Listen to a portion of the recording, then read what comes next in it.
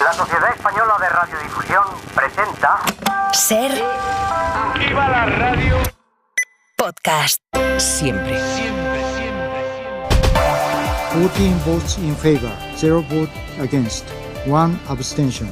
The draft resolution has been adopted as resolution 27. Entre aplausos, el Consejo de Seguridad de Naciones Unidas ha aprobado esta tarde por primera vez una resolución para pedir un alto el fuego en Gaza. Un alto el fuego durante el Ramadán, que termina el 9 de abril, aunque con el objetivo de alargarlo luego de forma sostenida.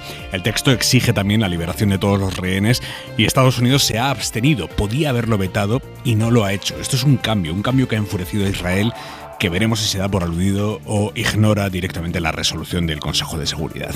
Ahora mismo lo escuchamos, pero antes, la noticia económico-política de esta tarde: el Estado entra en Telefónica con, por ahora, un 3%. Javier Ruiz. Buenas tardes. El Estado entra en Telefónica a través de la SEPI, la Sociedad Española de Participaciones Industriales. Lo hace dando un primer paso del 3%. Pero anuncia que, de acuerdo con lo que dictó el Consejo de Ministros del pasado mes de diciembre, esa compra va a seguir subiendo hasta llegar al 10% del capital social de Telefónica. Es un movimiento claramente defensivo. De hecho, en la nota de la SEPI se dice que hay vocación de permanencia y que eso permitirá proporcionar a Telefónica una mayor estabilidad accionarial. En castellano, se está intentando frenar la entrada de capital saudí en una empresa que el Estado considera estratégica. Dani Alves ya está en libertad bajo fianza tras depositar el 1.000.000 de euros que le impuso la Audiencia de Barcelona. Tras 1 año y 2 meses en prisión preventiva, Alves ha salido esta tarde de la cárcel de Brians 2 y esperará libre a que se resuelvan los recursos contra la sentencia que le condenó a 4 años y medio de cárcel por violar a una chica. Radio Barcelona, Pol Valero, buenas tardes. Buenas tardes. Sí, Alves ha salido acompañado de su abogada Inés Guardiola, ha salido serio, con la cabeza levantada y mirando al frente y sin hacer ninguna declaración. Han caminado unos 25 metros hasta un coche blanco donde les esperaban su otra abogada y su amigo Bruno, que estuvo con él en la discoteca la noche que violó a una joven, y juntos se han dirigido a su casa de Esplugas. Esto ha sido a primera hora de la tarde. Por la mañana, Alves ha abonado el 1.000.000 de euros de fianza a la Audiencia de Barcelona. Aparte del dinero, Alves también entregó el jueves sus 2 pasaportes, español y brasileño, porque la libertad provisional le prohíbe salir del país y tendrá que comparecer cada viernes al juzgado. Tampoco podrá comunicarse ni acercarse a menos de 1.000 metros de la víctima. La Fiscalía y la acusación se han opuesto a esta medida. El Ministerio Público presentó un recurso de súplica el viernes porque cree que se mantiene el riesgo de fuga, y la abogada de la víctima ha anunciado esta tarde que hoy ha hecho lo mismo. Si el tribunal no estima estos recursos, Alves podrá esperar en libertad a que su sentencia sea firme. Si le mantienen la condena de 4 años y medio de cárcel, tendrá que volver a entrar para cumplir los 3 años y 4 meses que le quedarían. Y del mundo del fútbol llega otro de los sonidos del día: Vinicius, que se ha echado a llorar en una rueda de prensa esta tarde tras varias preguntas por el racismo en el fútbol. Eu só queria jogar futebol, só quero fazer de tudo pelo meu clube e pela minha família. Entre lágrimas ha dicho que él solo quiere jugar al fútbol por su equipo y por su familia.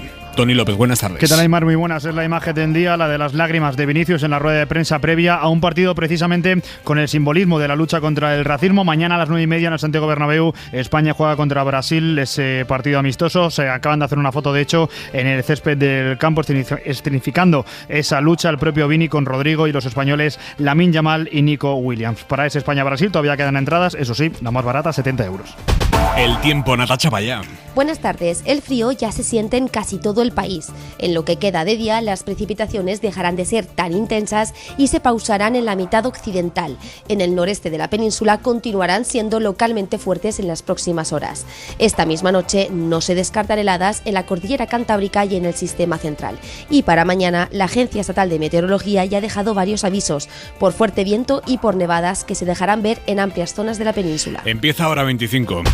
El secretario general de Naciones Unidas, Antonio Guterres, ha exigido a Israel y a Hamás que implementen la resolución que ha aprobado esta tarde el Consejo de Seguridad de la ONU y que exige un alto el fuego y la liberación de los rehenes. Dice, el fracaso sería imperdonable.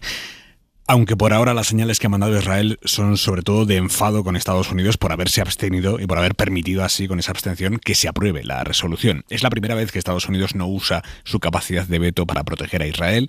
Netanyahu, de hecho, ha cancelado el viaje de la delegación israelí que iba a ir a Washington para discutir los planes israelíes de invadir Rafah. Corresponsal Sara Canals, buenas tardes. ¿Qué tal, Aimar? Sí, ha sido la primera respuesta de Israel tras esta resolución, una anulación que pone en evidencia las crecientes diferencias entre Israel y Estados Unidos y que ha decepcionado a la Casa Blanca. Lo escuchamos. We're kind of perplexed by this. Nos hemos quedado un poco perplejos, ha declarado el portavoz del Consejo de Seguridad Nacional, John Kirby, que ha contado también que Biden y Netanyahu no han hablado hoy y ni tienen previsto hacerlo. Quien sí está hoy aquí en Washington es el ministro de Defensa israelí, un viaje ya planificado y del que en unas horas esperamos tener conclusiones. Está ahora mismo reunido con Jake Sullivan, secretario del Consejo de Seguridad Nacional. Kirby también ha intentado justificar su voto en el Consejo, diciendo que no supone un cambio de política.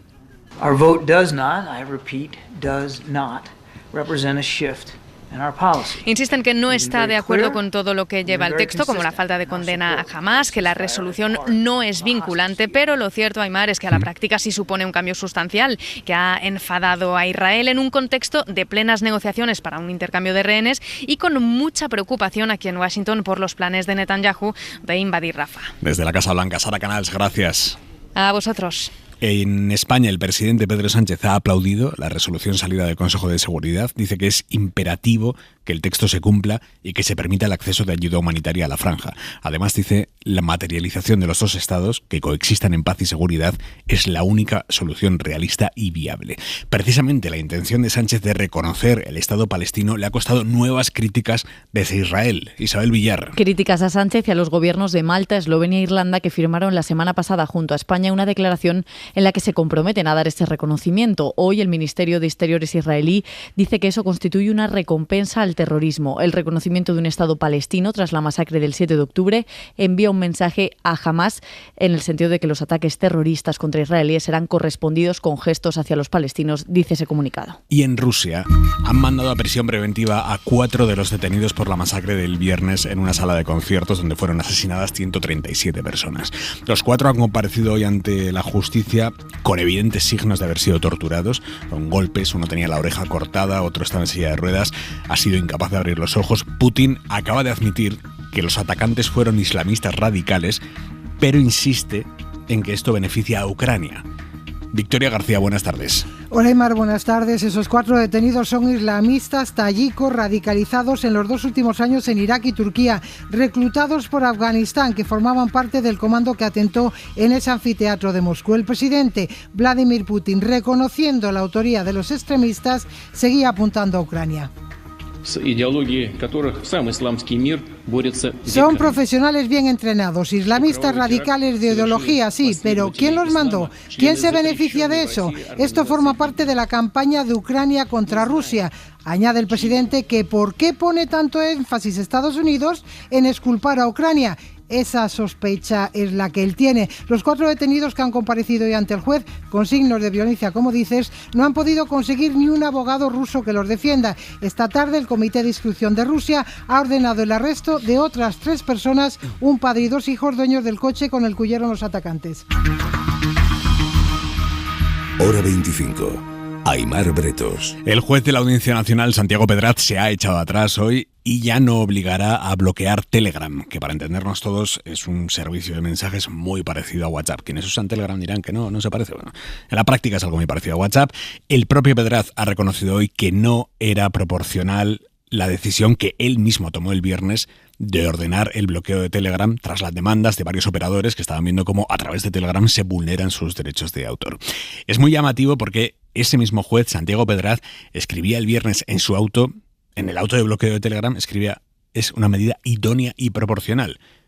Eso fue el viernes. Alguien durante el fin de semana le ha debido explicar que estaba cerrando una red que usan 8 millones de personas en España, que es como cerrar indefinidamente una autopista porque por ahí de vez en cuando pasen los narcos, ¿no? Tras el fin de semana de reflexión, Pedraz ha pedido a la policía un informe sobre el impacto de ese bloqueo y horas después el juez ya ha dado marcha atrás del todo a su propia decisión. Miguel Ángel Campos. El juez Pedraz ha concluido que el cierre de Telegram era una decisión excesiva y desproporcionada después de recibir un informe de la policía que advertía de la incidencia de la medida que afecta a más de 8 millones de usuarios, así como de su impacto económico. El magistrado destaca que puede que la plataforma sea empleada para delinquir, pero muchas mucha más gente la utiliza para comunicarse amparándose en la privacidad que ofrece. Pedraz da marcha atrás, pero pretende abrir un debate. Emplaza al legislativo a transponer la normativa europea que obligue a plataformas como Telegram a cumplir las leyes. Está en manos del Estado, dice, crear un espacio digital más seguro en el que se protejan los derechos fundamentales de todos los usuarios, que evite que queden impunes los delitos y que empresas como Telegram puedan plantear pulsos como este sin responder a los requerimientos de las autoridades judiciales desde un paraíso fiscal. Hora 25. Aimar Bretos. El Consejo de Ministros recurrirá mañana al Tribunal Constitucional la decisión de la Mesa del Parlament de Cataluña de admitir a trámite una iniciativa legislativa popular que pide una nueva declaración unilateral de independencia. La Mesa del Parlament la admitió a trámite en febrero con los votos de Junts y de la CUP, Esquerra se abstuvo. Los socialistas ya la habían llevado al Constitucional, pero ahora es el Gobierno central quien la recurre. Y cuando el Gobierno central recurre una decisión así, automáticamente se bloquea hasta que el Constitucional tome la decisión definitiva. En plena precampaña catalana, el PSOE ha salido hoy a desmentir que esté negociando con Esquerra un referéndum después de que la secretaria general de Esquerra, Marta Rovira, dijera que están hablando del referéndum con los socialistas. Hoy ha dicho Rovira, estamos hablando. Ellos no nos han dicho nada. ¿Qué tipo de negociación es esa? David Junquera. Hablando están, pero no de lo que dice Esquerra. Esther Peña. Seré rotunda. El Partido Socialista no está en ninguna negociación que hable de rupturas, de referéndum. Destierra la portavoz socialista la posibilidad de sentarse a negociar un referéndum y lo enmarca todo en esta primavera electoral que se nos avecina. Hay que entender una cuestión. Estamos en un periodo preelectoral y somos conscientes que entre Esquerra y Junts ahora pues hay una batalla. Declaraciones en Televisión Española que no terminan de creerse en el PP. Que los independentistas no mienten. Los independentistas nos dicen cuál es su hoja de ruta. Diga Sánchez lo que diga. Era Borja Semper. Lo que han dicho esta mañana los independentistas es que, bueno, más que hablar, ellos han lanzado una propuesta. Nosaltres hem posat sobre la taula el referèndum i estem esperant que el PSOE, que el govern espanyol posi sobre la taula la seva proposta. Asegura Marta Rovira en TV3 que están esperando la respuesta. Por lo pronto, la primera respuesta será previsiblemente una visita del Gobierno al Constitucional. Moncloa tiene previsto recurrir la decisión de la Mesa del Parlament de admitir a trámite una iniciativa legislativa popular que apuesta por una declaración unilateral de independencia. Y el presidente del Consejo General del Poder Judicial, Vicente Aguilarte, ha sido muy duro hoy contra la amnistía. Dice que una medida así no puede ser moneda de cambio para conseguir una mayoría parlamentaria. Lo ha comparado con la donación de órganos incluso. Dice, puede donarse gratuitamente un riñón, pero no a cambio de precio. De igual manera que no cabría indultar y menos aún amnistiar a cambio de una contraprestación onerosa. Isabel Villar. Lo dice Aguilarte en el informe con el que justifica por qué votó en blanco en el Pleno que la semana pasada emitió una resolución muy dura contra esta medida. La resolución salió adelante gracias a la mayoría que tienen los conservadores en este órgano, caducado desde hace más de 5 años, y el presidente votó en blanco para ofrecer un posicionamiento neutral, aunque comparte su oposición a la medida. Cree Aguilarte que no se aprueba para lograr la pacificación de Cataluña, sino por simple contrapartida por el apoyo de sus beneficiarios a la investidura de Sánchez. Habla de una transacción política y eso implica, dice Aguilarte, convertir la medida de gracia por definición unilateral y gratuita en algo bilateral y oneroso. Por cierto, el PP ha confirmado que han cancelado ellos la reunión a 3 prevista para este miércoles en Madrid entre Gobierno, PP y Comisión Europea para ver si desatascaban ya de una vez por todas la renovación del Consejo General del Poder Judicial. No habrá reunión y parece que es por parte del PP. Guillermo Lerma, buenas tardes.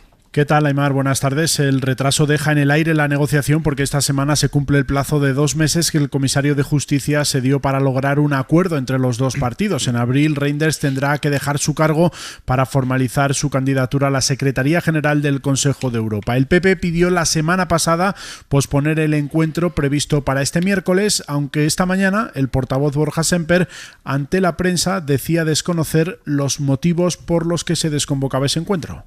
Quizás esta misma mañana esa reunión no se va a producir, o no está confirmada que se produzca el miércoles. No puedo decirle otra cosa, con lo cual lo que quiero decirle a su contrario es que no le puedo confirmar que el miércoles vaya a haber reunión. Ha sido esta tarde cuando la comisión ha dicho que el aplazamiento no tenía nada que ver con la agenda de Reinders, cuando entonces sí Génova ha confirmado que la cita se pospone a petición del PP, que habla de retraso, aunque la comisión asegura que sigue dispuesta a facilitar el encuentro entre partidos, pero sin fecha prevista para retomar esa negociación. El PSOE se muestra dispuesto a reunirse para desbloquearla cuando sea necesario. Y en el capítulo de cosas de difícil explicación política está lo que está haciendo el PP con su candidato, o no sabemos si va a ser candidato o qué, para las elecciones catalanas. Hay elecciones catalanas dentro de mes y medio. El PP, el presidente del PP catalán, Alejandro Fernández, lleva diciendo que quiere ser candidato muchísimo tiempo. Feijóo no puede con Alejandro Fernández porque Fernández se ha opuesto varias veces en público a la estrategia que intentó Feijóo el verano pasado de un tímido acercamiento a Junts. Bueno, les queda mes y medio para elegir un candidato. Alejandro Fernández acaba de escribir: finalizada la negociación con Ciudadanos, hoy he trasladado al presidente Núñez Feijóo mi absoluta disposición como candidato a la Generalitat o como afiliado de base. Siempre ayudaré en todo lo que pueda a que el PP de Cataluña obtenga el mejor resultado posible. Queda mes y medio y el PP está... No sabemos exactamente qué está haciendo, no tiene candidato todavía. Y a este mensaje de Alejandro Fernández, Cayetana Álvarez de Toledo ha tuiteado diciendo: el mejor candidato. Así están las cosas ahora mismo en el PP. Génova no confirma a Alejandro Fernández como candidato popular. Bueno, ni lo confirma ni lo desmiente. Mes y medio les queda. Y para otras elecciones, para las vascas, hoy tenemos encuesta de 40DB para la cadena SER y El País. La encuesta apunta a un empate en escaños entre PNV y Bildu el próximo 21 de abril. Se podría repetir, por tanto, el gobierno actual, un gobierno de coalición entre PNV y los socialistas vascos que van a tener la llave. La incógnita es si por primera vez la izquierda abertzale, Bildu, logra convertirse en la primera fuerza en votos en Euskadi. Vitoria David Yurre. En votos impondría por poco el PNV, pero en escaños la encuesta abre la puerta a un histórico sorpaso de H. Bildu, que podría ganar hasta 7 representantes más y los jeltzales dejarse hasta 6. Y es que 1 de cada 4 votantes de Urkullu dudan ahora si apoyarán al nuevo candidato Pradales, de ahí el mensaje. Que va a estar muy apretado y ahí va a ser fundamental que consigamos movilizar a la ciudadanía vasca. El Partido Socialista podría sumar hasta 2 escaños más y tendría la llave del futuro gobierno. Lo cual confirma nuestra tesis principal. El Partido Socialista de Euskadi es el que va a decidir. La reedición del Ejecutivo PNV y PS es la preferida, aunque no tiene asegurada la mayoría absoluta, que solo garantiza la poco probable combinación PNV-EH Bildu. El PP sería cuarta fuerza. La alternativa somos nosotros y el resto es el de todos los demás, que se acuerdan y se votan. Vox lograría conservar el escaño que tiene y se desploma la izquierda no nacionalista, dividida entre Sumar y Podemos, que podría quedarse fuera del nuevo Parlamento. Podemos no lo contempla. Estamos seguros de que vamos a entrar. Lo mismo dice Sumar, que dentro del batacazo mutuo se lleva la parte menos mala. Sumar, que intenta minimizar el pinchazo que fue su Asamblea General de este fin de semana. El 81% de los votantes apoyó la candidatura de Yolanda Díaz. Claro, el 81% suena de mucho. No había otra candidatura. El 81% dijo sí, pero el 81% de quienes votaron. Y participó poquísima gente. Poco más del 11% de los 70.000 inscritos que tiene Sumar ahora mismo. En Sumar, mucha autocrítica no hacen. Apelan al contexto de desafección política. Josué Coello. ¿Qué tal? Buenas tardes. Día de valoraciones en Sumar y su portavoz, Ernest Urtasun, no se ha salido del guión. Sumar sale de esta asamblea fortalecido, con capacidad ya de desplegarse. Para la dirección, la jornada del sábado fue un éxito y un chute de energía para este ciclo electoral. Y aunque la participación apenas llegó al 12% de los inscritos, es decir, unos 8.000 votos en total, en Sumar relativizan con esta cifra y lo achacan al momento político. También en un contexto de desafección política, creo que son unos números que dan a Sumar mucha fortaleza y por lo tanto los consideramos satisfactorios, ¿no? De Villaverde salió reforzado el liderazgo de Yolanda Díaz y los suyos, pero con casi un 20% de voto crítico con su candidatura, algo que para Urtasun tiene su parte positiva. Lo cual nosotros valoramos de forma muy positiva, porque forma parte también de una dinámica democrática y participativa que existe en Sumar. Recorrido la mitad del camino, la otra mitad se completará en otoño con otra asamblea. Entre medias, el ajuste para repartir el poder territorial y un ciclo electoral clave para el futuro de Sumar. Y la presidenta de Madrid, Isabel Díaz Ayuso, sigue intentando salir del marco en el que ella misma se metió cuando decidió defender públicamente a su novio, que ha terminado imputado por fraude fiscal. Ayuso trata de buscar un cambio de marco como sea, aunque sea disparando cartuchos ya gastados. Hoy ha intentado buscarle las cosquillas al PSOE, proponiendo como consejero de la Cámara de Cuentas de la Comunidad de Madrid al expresidente autonómico Joaquín Leguina, socialista de carnet hasta hace un año largo, que es cuando el partido lo expulsó por hacer campaña por Isabel Díaz Ayuso. Javier Carrera. Poco más de un año ha pasado desde su expulsión del PSOE por pedir el voto para Ayuso y Joaquín Leguina ya tiene nueva responsabilidad a propuesta precisamente del PP de Ayuso. 100.000 euros al año es lo que cobran los consejeros del Tribunal de Cuentas Regional, el órgano encargado de fiscalizar lo que gasta la comunidad, el mismo al que se incorporará el único presidente socialista de Madrid, aunque el actual líder del PSOE madrileño, Juan Lobato, no le ha sorprendido mucho. No nos ha producido ni sorpresa. Sinceramente, provoca un poco de estupor. Yo creo que esto le debía hacer reflexionar. El nombramiento de Leguina está garantizado porque el propio PP modificó hace unos meses la ley para rebajar la mayoría necesaria y de paso aumentó de 3 a 7 el número de consejeros. Hora 25. Aimar Bretos. Un bebé de 1 mes murió de tosferina porque su madre no se vacunó durante el embarazo. Lo ha explicado hoy el Instituto de Salud Carlos III. Los menores de 1 año son los más expuestos a esta enfermedad y los pediatras piden no bajar la guardia con las vacunas. En lo que llevamos de año se han detectado ya más casos de tosferina que en todo 2023. Ana Corbatón. El Centro Nacional de Epidemiología cifra en más de 5.000 los casos de tosferina diagnosticados en lo que llevamos de año, cuando en todo 2023 fueron poco más de 2.000. Javier Álvarez Aldeán es pediatra en el Hospital Universitario Costa del Sol y miembro del Comité Asesor de Vacunas de la Asociación Española de Pediatría. Ha sorprendido un poco la dimensión de los brotes que están sucediendo actualmente. Puede haber influido en algo parecido a lo que pasó el año pasado con la bronquiolitis o hace 2 años con la gripe, de un poco el desorden que ha generado la pandemia con todas las medidas que hubo en su momento de aislamiento, que eso también aumenta el número de personas susceptibles, no se sabe bien. La mayor parte de los casos se dan en niños de entre 10 y 14 años, pero la incidencia de esta infección respiratoria es siempre máxima en los menores de 1 año. Una tos de tipo seco, una tos perruna, totalmente improductiva, pero muy irritante y difícil a veces de tratar. Aunque los casos no suelen ser graves, Álvarez Aldeán insiste en que es primordial vacunar a los niños, a los que se ponen varios recordatorios desde los 2 meses, y también a las embarazadas, que deben ponerse la vacuna hacia la semana 27 para transferir anticuerpos a sus bebés y que estén protegidos cuando nazcan. La argentina Mariana Enríquez es una de las escritoras que ha revolucionado la literatura en español en estos últimos años, una de las que mejor sabe contar la realidad a través del terror, y publica un nuevo libro, Un lugar soleado para gente sombría.